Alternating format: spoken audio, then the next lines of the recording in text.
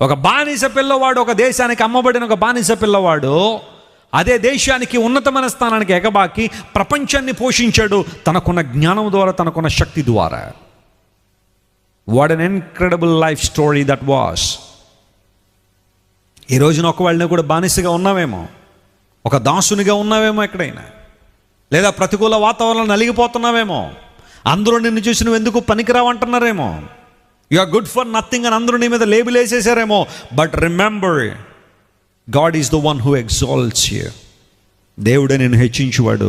He will certainly make you a blessing. ప్రతిరోజు ఇదే ప్రార్థన చేయండి, ప్రభువా నన్ను ఒక ఆశీర్వాద కారకుడిగా చేయండి ప్రభువా. నా ద్వారా అనేక మంది దీవెన కలగాలయ్యా, నా ద్వారా 10 మంది ప్రయోజనం పొందాలి స్వామి. ఈ ప్రార్థన చేయండి బలంగా.